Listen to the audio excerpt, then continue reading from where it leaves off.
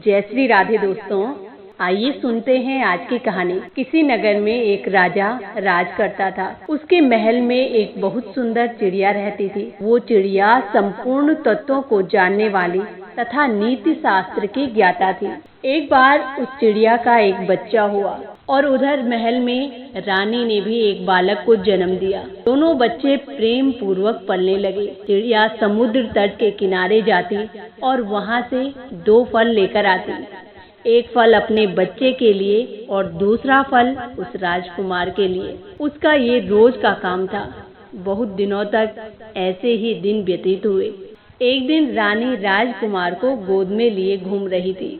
राजकुमार ने अचानक उस चिड़िए के बच्चे को देखा और उसको पकड़ने के लिए हट कर दी। उसने उस चिड़िया के बच्चे के साथ खूब खेला और थोड़ी देर बाद उस राजकुमार के हाथों से वो चिड़िया का बच्चा मर जाता है।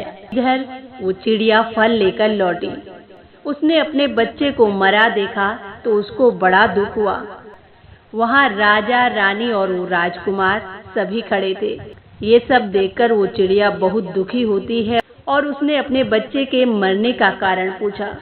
तो जब उसे पता चलता है कि राजकुमार ने मेरे बच्चे को मारा, तो उसने गुस्से में आकर उस राजकुमार की दोनों आंखें फोड़ दी। फिर आकाश में उड़कर उसने राजा से कहा कि राजन, स्वेच्छा से किए गए पाप का फल तुरंत मिलता है।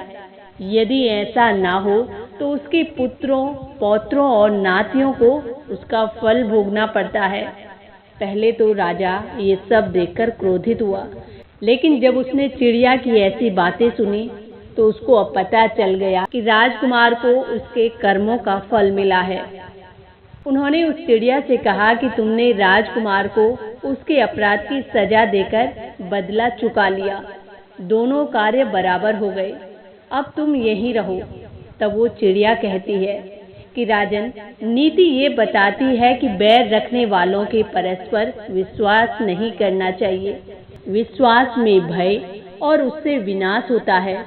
शत्रु की मीठी बातों और सांत्वना को संदेह की दृष्टि से देखना चाहिए। राजन, क्रोधाग्नि ऐसी होती है कि जो न धन से, न कठोरता दिखाने से और ना ही मीठे वचनों से और ना शास्त्र ज्ञान से शांत होती है।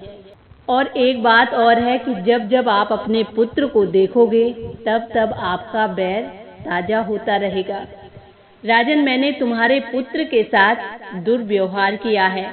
अब मैं यहाँ नहीं रह सकती। कहते हैं कि दुष्ट भार्या, दुष्ट पुत्र, कुटिल राजा, दुष्ट मित्र और दूषित संबंध व दुष्ट देश को दूर से ही त्याग देना चाहिए। कुमित्र का स्नेह कभी भी स्थिर नहीं रह सकता। मित्र वही श्रेष्ठ है जिस पर विश्वास बना रहे, और देश भी वही उत्तम है जहाँ जीविका चल सके। इतना कहकर चिड़िया वहाँ से उड़कर कहीं और चली गई। राजा मन ही मन उसकी विद्वतापूर्ण बातें सुनकर और नीति शास्त्र के ज्ञान से प्रभावित हो गए। बात सच ही है कि शत्रुता और मित्रता साथ साथ नहीं रह सकती। तो दोस्तों, ये थी आज की कहानी। आशा करती हूँ आप सबको भी पसंद आएगी। इसी के साथ जय श्री राधे, जय श्री कृष्णा।